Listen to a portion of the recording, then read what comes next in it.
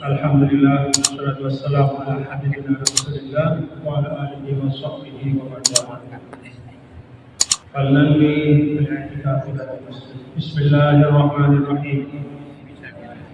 Nawaitu al-i'tikaf fi hadha al-masjid ma dumtu fihi lillahi ta'ala.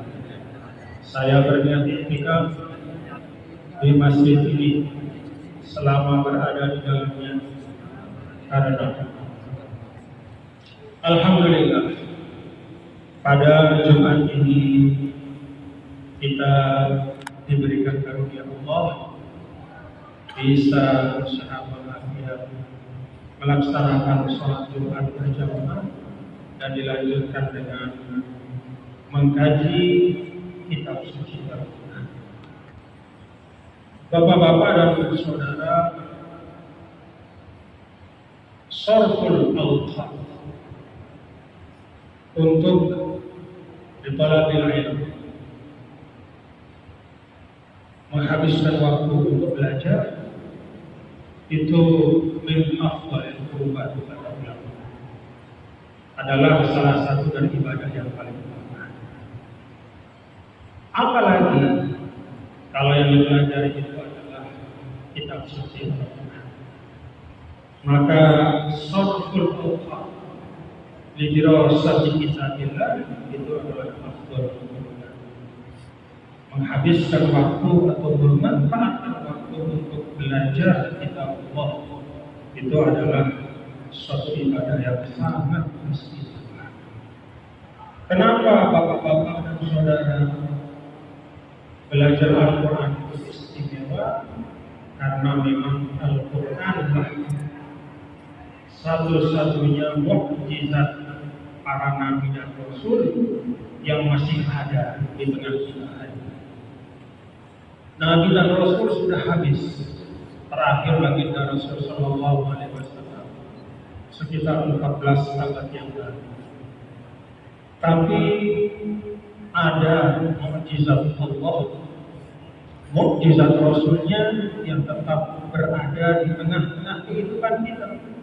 Itulah Al-Quran. Dan Al-Quran ini fungsinya adalah hudan linnas, menjadi pemandu kita, menjadi kompas kita supaya tidak salah arah dalam kehidupan.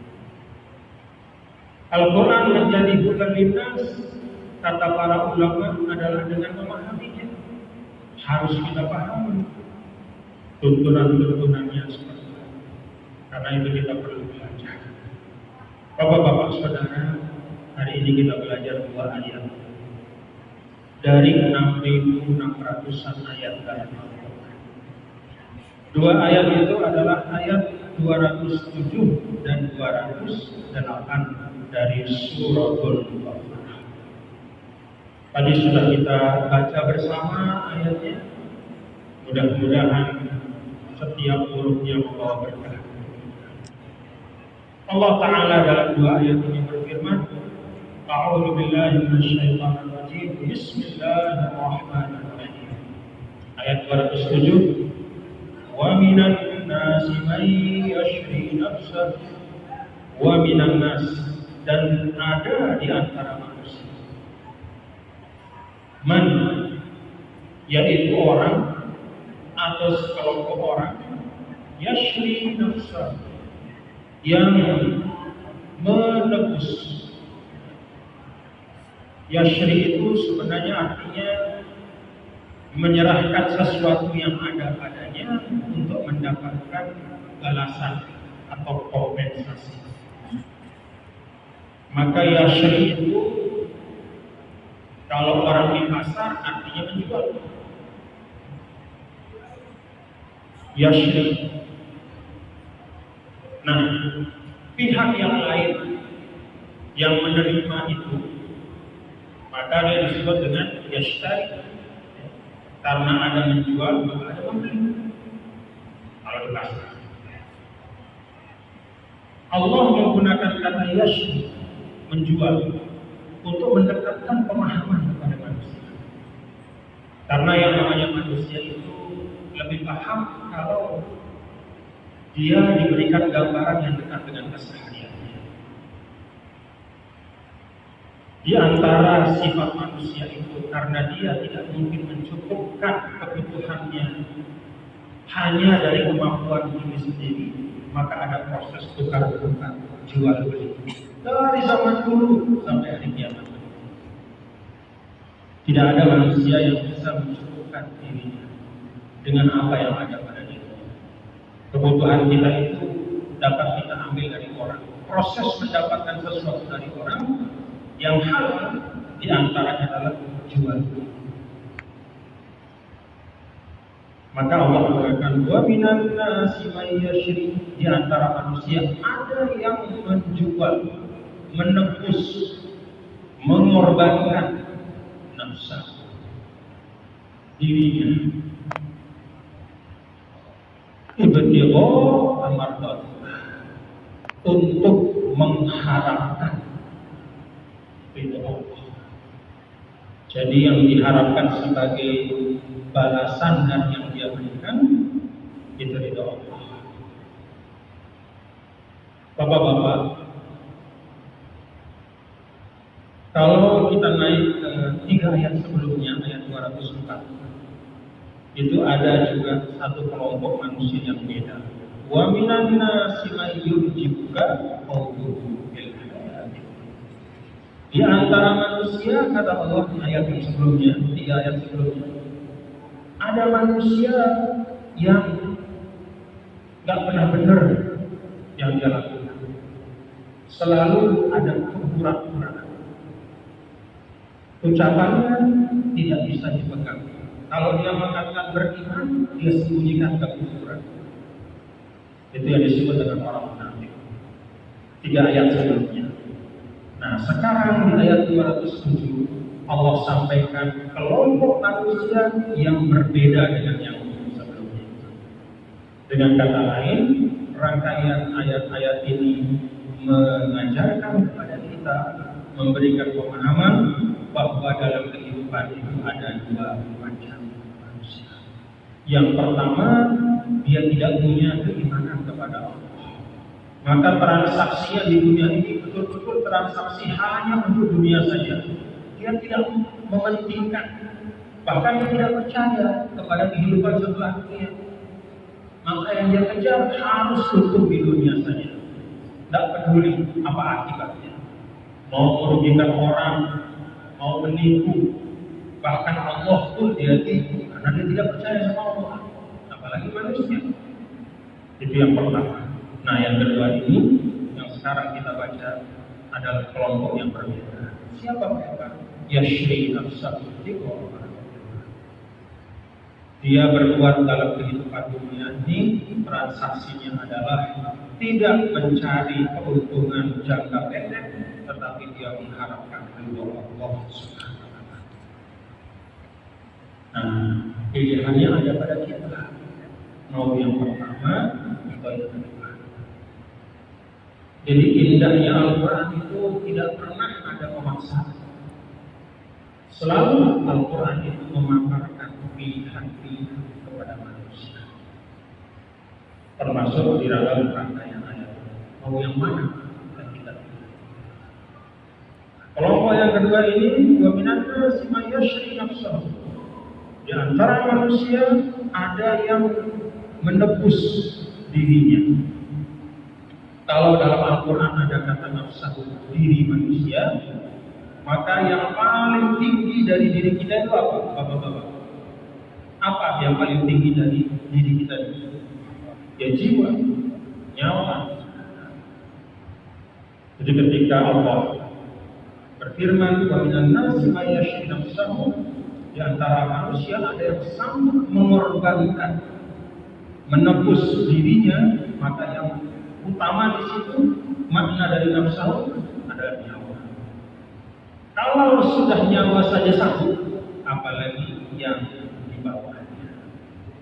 Entah itu namanya harta, entah itu namanya keluarga, entah itu namanya tetangga, entah itu namanya sahabat, entah itu namanya jabatan, ya sanggup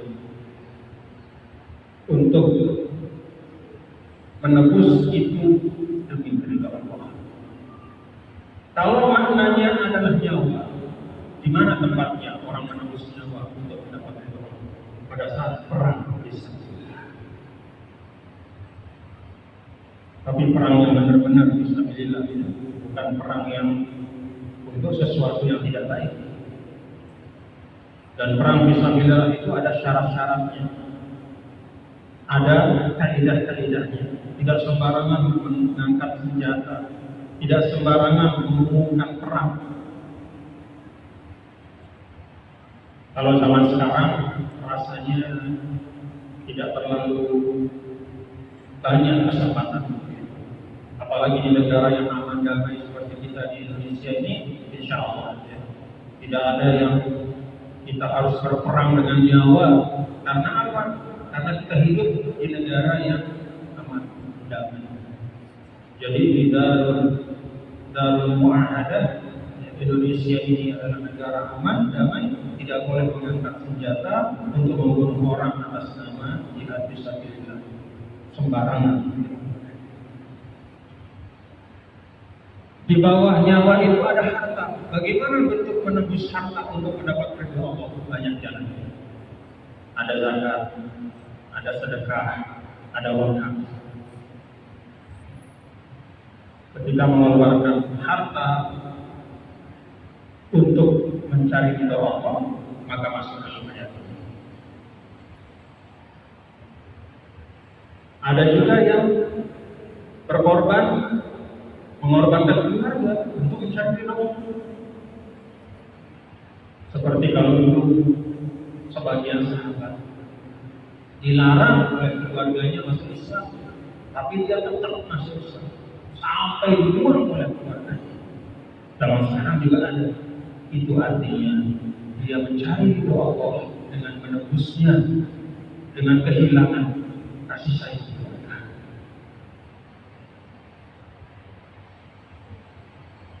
Tiba-tiba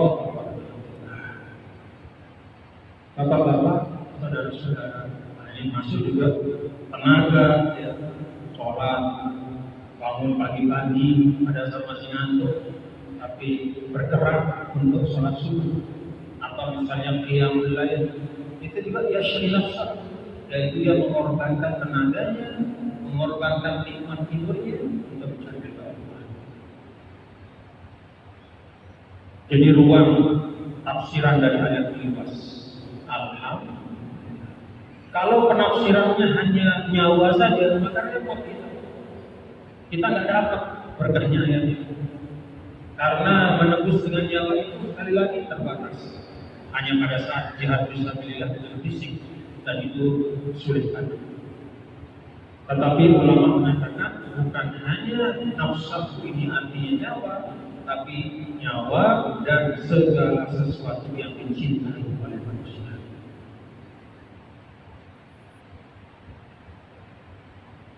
Dulu dalam kisah Ashabul Nuzulnya ada seorang sahabat Nabi, namanya Suhaib bin Sinan Ar-Rumi. Jadi Suhaib Ar-Rumi ini bukan orang Arab, dia orang dari Rum, Romawi, ya, dari daerah yang sekarang Turki. Turki itu kan disebut Romawi lama. Jadi Istanbul itu namanya Konstantinopel. Itu kerajaan Romawi lama itu, Kristen lama Allah. Nah, Suhaib bin Sinan Ar-Rumi ini dari daerah sekitar itu. Dia pedagang. Karena dia pedagang, maka dia sering bepergian. Ketika bepergian, dia melihat beragam agama dan kepercayaan. Dia lihat macam-macam. Ada orang nyembah matahari, nyembah bulan, nyembah api, segala macam.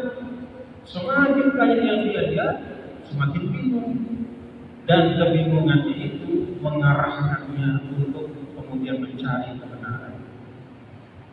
Ini yang disebut oleh oleh ulama namanya asyakul manhaji. Ada saatnya di mana kebingungan itu membawa kebaikan. Kapan? Kalau kebingungan kita itu membuat kita kemudian memiliki semangat untuk mencari kebenaran. Tapi kalau kebingungan kita itu membuat kita kehilangan arah, lalu terseret kepada hal-hal yang tidak baik, itu kebingungan yang harus kita jauhi.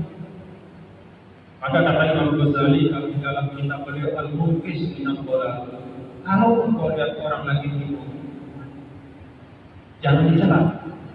Kalau engkau melihat orang banyak bertanya dan pertanyaannya itu kadang-kadang berbeda dengan apa yang dipikirkanmu, jangan menganggap dia menghabiskan waktu.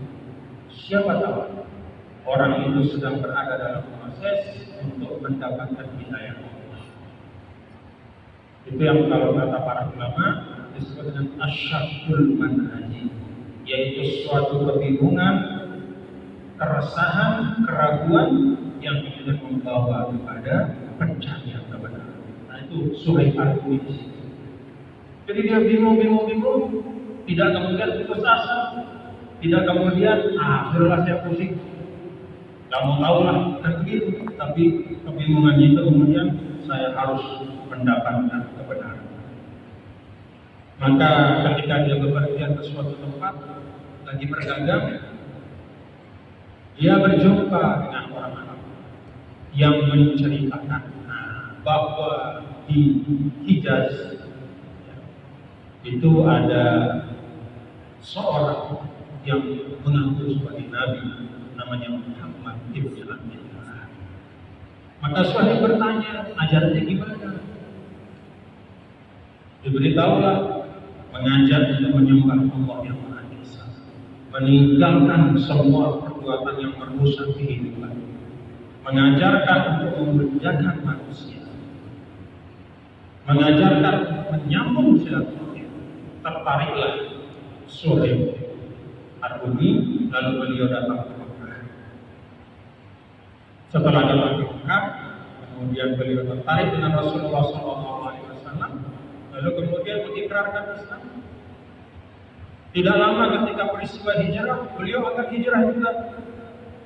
Ketika dia di Mekah, karena dia jago berdagang, dia bawa modal dari luar berdagang, maka banyak dagangannya, termasuk orang kaya. Ketika dia akan hijrah, dicegahlah oleh orang-orang Quraisy, diberikan ultimatum. Boleh kamu pergi ke Madinah, mau jumpai Muhammad, silakan, tapi tinggalkan semua harta di sini. Suhaib Ar-Rumi tidak ada keraguan sedikit. Pikirannya sederhana. Kalau harta ini gampang saya cari. Saya punya ilmunya. Kalau sudah ada ilmu sesuatu, maka bisa menciptakan sesuatu. Tapi kalau hidayah ini adalah kesempatan seumur hidup. Saya dapatkan setelah saya berkelana lelah, menghabiskan sekian puluh tahun, saya dapat hidayah, masa saya lepaskan hanya untuk harta saya. Maka kata Suhaib, nih saya serahkan semua yang saya bawa, bukan hanya yang saya bawa. Saya beritahu kalian, di Mekah sana, di gudang si A, si B, si C, ada harta saya. Ada gandum saya sekian banyak. Ada sapi saya, ada onta saya, semua ditunjukkan hartanya. Ambil semuanya. Yang penting saya bisa berjalan ke Madinah, berjumpa dengan Rasulullah SAW. Konon, menurut para ahli tafsir, banyak para ahli tafsir mengatakan bahwa itulah sebab turunnya ayat. Ketika berjalan, Suhaib Ar-Rumi begitu sampai Madinah, disambut sama Sayyidina Umar, Sayyidina Abu Bakar. Kata Sayyidina Umar, Robihal Ba'id, ya Suhaib. Aduh Suhaib, benar-benar daganganmu itu untung besar. Artinya dengan dia menebus imannya itu dengan semua hartanya, kamu untung besar. Kata Sayyidina Abu Bakar, Robihal Ba'id ya Aba Yahya, wahai Aba Yahya, benar-benar kamu pedagang yang baik. Kemudian kata Suhaib, emang ada apa? Kata para sahabat, dengan sebabmu turunlah ayat wa minan nasi man yashri nafsahu tiqo.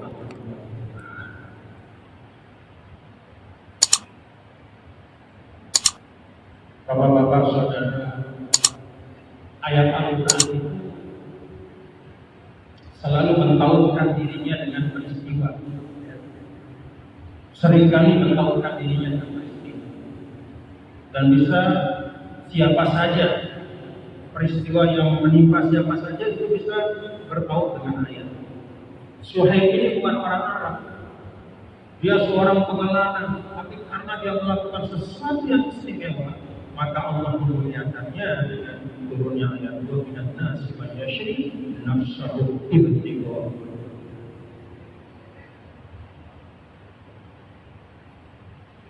Bapak-bapak, itu yang pertama yang kita bisa ambil dari ayat ini, bahwa kata nafsahu di sini mencakup semua yang dicintai oleh manusia. Jadi kita transaksikan apa yang kita lakukan itu karena mencari ridho Allah.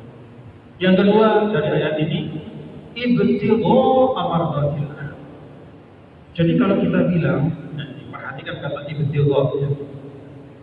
Kalau kita belajar bahasa Arab, kata ibtigha itu menunjukkan at-talabus syadid lisyai' war-raghabatul qawiyyatu lil-husuli 'alaihi. Jadi kata ibtigha itu adalah menunjukkan al-hajatus syadidah lisyai', menunjukkan kebutuhan yang sangat kuat. At-talabus syadid lisyai', mencarinya benar-benar. Wal-raghabatul qawiyyah lil-husuli 'alaihi, punya keinginan yang kuat untuk mendapatkan. Jadi kalau dalam Al-Quran ibtigha amardatillah, mencari ridho Allah, kata mencarinya menggunakan ibtigha.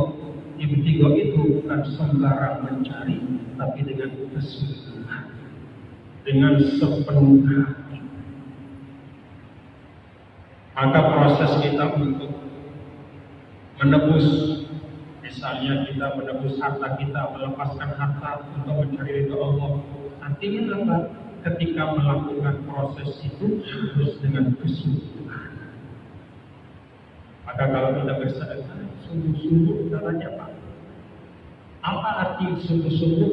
Pilih yang baik dari apa yang kita mau sedekah. Jangan pilih, jangan menyedekahkan sesuatu yang kita sendiri sudah tidak mau memanfaatkan. Makanan yang sudah jelek, yang kita nggak mau, baru kita kasih orang. Pakaian yang sudah robek, yang tidak bisa kita pakai, baru kita pakai. Perhatikan kata ibtigha di sini. Ridho Allah itu diperoleh dengan kesungguhan. Begitu ya, Bapak-bapak ya. Dan semuanya, kalau kita sholat ya sungguh-sungguh. Karena sekali lagi ibtigha, kata ibtigha artinya bukan sekedar sembarang, pokoknya saya dapat ridho Allah, gampang ridho Allah. Ibtigha ada at-talabus syadid, hajat qawiyah, benar-benar serius, sepenuh. Wallahu raufun bil ibad. Allah Maha Rauf itu dari kata raufah. Raufah itu artinya di situ ada kasih sayang, ada kasihan, ada juga kebaikan yang tidak putus. Maka raufun bil ibad sering diartikan dengan Allah itu Maha menyayangi dalam bentuk yang melampaui yang bisa dibayangkan oleh manusia. Kenapa ayat ini diakhiri dengan wallahu bil ibad? Untuk mengingatkan kita bahwa bagaimanapun cara kita menebus, dengan harta, dengan tenaga supaya dapat ridho Allah, kalau dibandingkan dengan karunia Allah yang ada pada kita, itu belum ada apa-apa. Bayangkan, dengan amal yang sedikit di dunia, Allah kasih kita kenikmatan yang kekal di akhirat. Dibayangkan. Coba kalau Allah hitung-hitungan, berapa tahun sholat duha? 60 tahun. Oke, di akhirat 60 tahun, kemudian selamat habis 60 tahun. urusannya beda. Kan tidak begitu.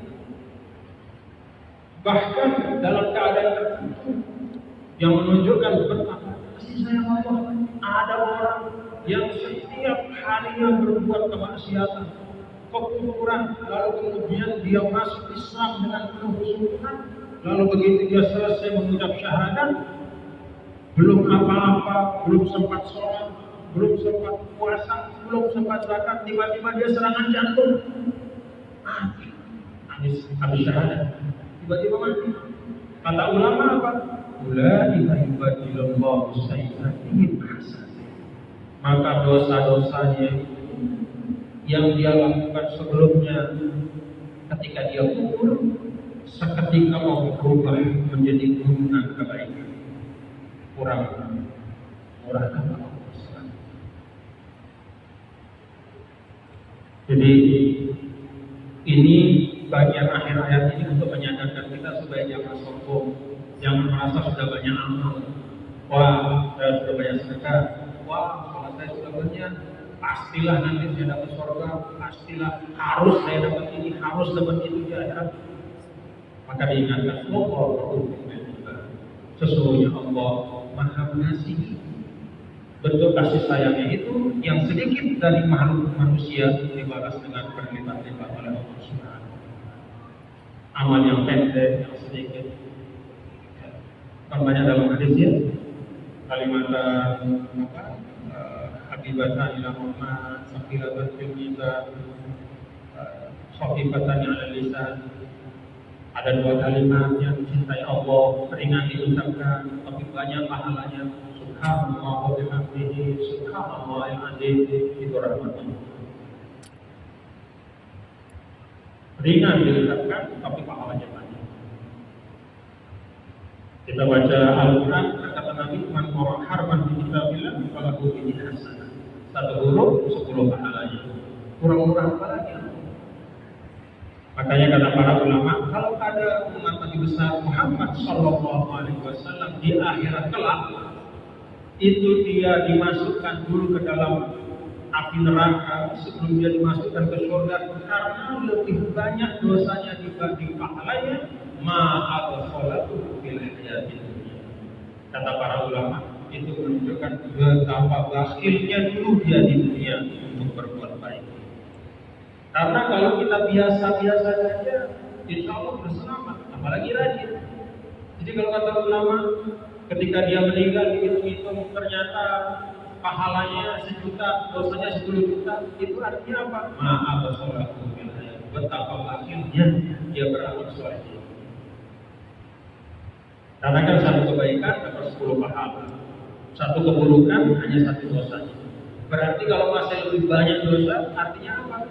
Dia berbuat buruk lebih dari 10 kali lipat dia berbuat baik. 11 kali dia berbuat buruk, sekali dia berbuat baik. Artinya apa? Maaf kata bakhil benar orang itu berbuat baik. Padahal kebaikan itu pintunya sangat banyak. Jadi yang ketiga, di akhir ayat ini Allah untuk mengingatkan kita bahwa sebanyak-banyaknya kita berikan dalam kehidupan dunia itu tidak setara dengan kemurahan dan kasih sayang kepada kita. Lalu ayat berikutnya ayat 208, ya ayyuhalladzina amanu khudhu bis-silmi kafah wa la tattabi'u khutuwatish syaitan innahu lakum aduwwun mubin. Wahai orang-orang yang beriman, masuklah kalian ke dalam Islam, ke dalam agama, tunaikan syariat dengan sesempurnanya, seutuh-utuhnya. Bapak-bapak saudara, kita bisa mengambil dari ayat ini beberapa hal. Pertama, makna dari as-silmu. Sebagian ulama mengatakan bahwa makna dari as-silmu itu adalah al-Islam, agama Islam itu sendiri. Maka arti dari ayat ini, wahai orang-orang yang beriman, berislamlah dengan sempurna. Konon dulu dalam riwayat Ashabul Nuzul disebutkan, jadi ada sebagian dari sahabat Rasul yang awalnya itu beragama Yahudi, seperti Abdullah bin Salam. Dia ahli kitab Taurat. Bahkan disebutkan dia menghafal sebagian besar Taurat. Orang soleh, orang alim, ahli Taurat. Min hufazil Taurat. Kalau kita kan hufazil Quran, dia hufazil Taurat. Karena dia membaca Taurat dengan baik, hatinya baik, maka ketika datang Nabi, dia terima Islam, masuk Islam, menjadi sahabat Rasul, dicintai oleh Nabi. Suatu ketika dia datang kepada Rasul, kemudian menyatakan, ya Rasul, saya kan puluhan tahun belajar Taurat. Puluhan tahun saya belajar Taurat dan ada doa-doa dalam Taurat itu yang sudah mendarah daging di diri saya. Kalau bahasa kita sudah hafal luar kepala doa-doa yang ada di dalam kitab suci Taurat. Maka tiap tunas saya mohon ya Rasulullah, boleh tidak saya tetap amalkan doa itu? Boleh tidak saya tetap amalkan? Satu. Yang kedua, ada syariat-syariat di Taurat itu yang sudah sesuai dengan selera saya. Di antaranya mengharamkan unta. Dalam Taurat itu diharamkan unta. Tak boleh makan unta orang Yahudi. Boleh tidak ya Rasulullah, saya tetap mengharamkan unta untuk diri saya sesuai dengan apa yang ada dalam Taurat. Apa kata Rasulullah SAW?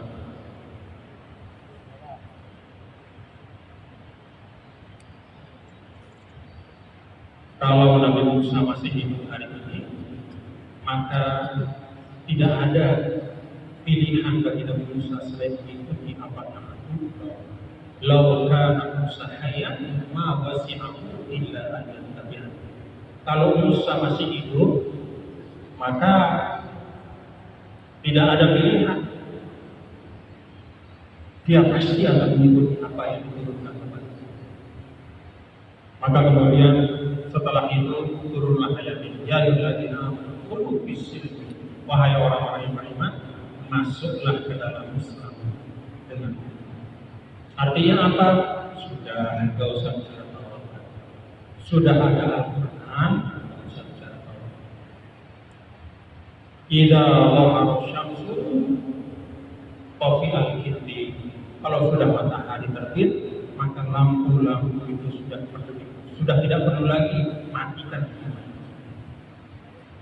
Reprogram segala macam yang itu sudah mati, sudah ada sinar. Nah, ini bapak-bapak saudara, bagi kita yang hidup hari ini sebagai umat Islam adalah pengingat bahwa jangankan teori-teori yang dikembangkan oleh manusia tentang kehidupan oleh ahli dari Amerika, oleh ahli dari Eropa tentang kehidupan, tentang makna kehidupan, tentang kebenaran. Jangankan teori-teori yang dikembangkan oleh manusia, bahkan ayat-ayat kitab suci yang diturunkan sebelum Al-Quran turun pun, ketika sudah datang baginda Rasul, maka itu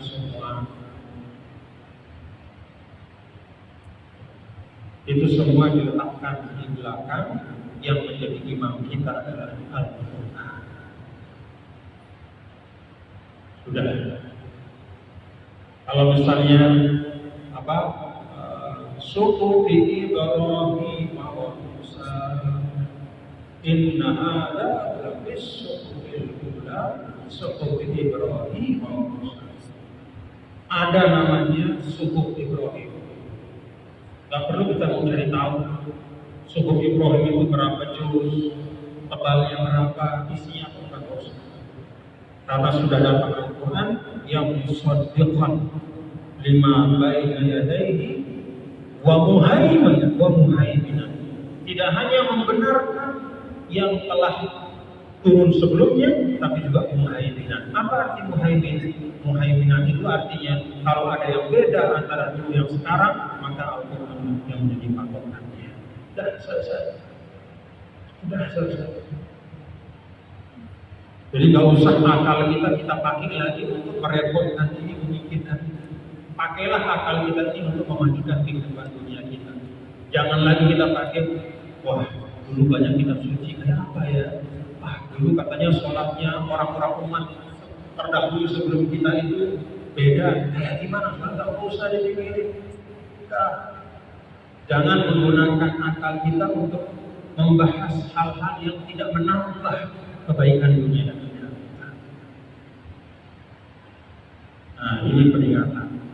Ya ayyuhalladzina amanu qulu fis-silmi kafah. Konsekuenlah berislam. Konsekuenlah berakal. Dah itu kitab suci.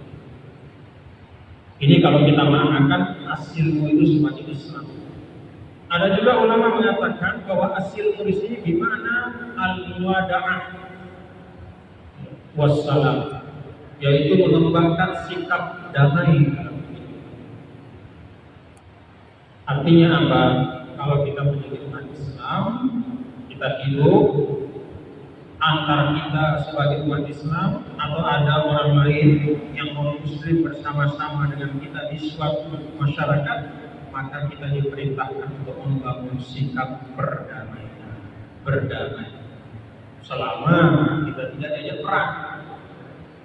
Kalau misalnya agama kita dinistakan, kemudian diajak perang dan dizolimi, ya dibalas sesuai dengan kezaliman. Tapi kalau kita seperti di Indonesia, sudah sama-sama kita hidup dengan baik, kita bisa berislam dengan baik, kita bisa mencari rezeki nafkah dengan baik, maka udkhulu fis-silmi kafah.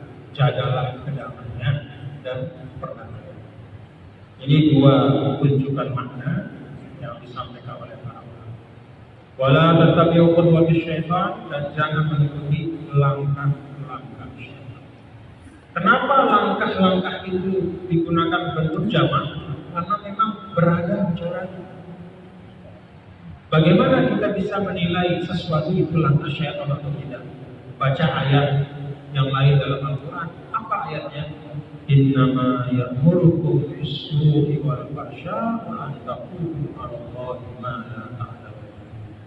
Segala sesuatu yang membawa kepada as-su', keburukan, kejahatan, wal fahsya, kekejian, wa an taqulu 'ala Allahi ma la ta'lamun, atau memperdagangkan agama, menjual belikan agama, maka itu bisikan syaitan.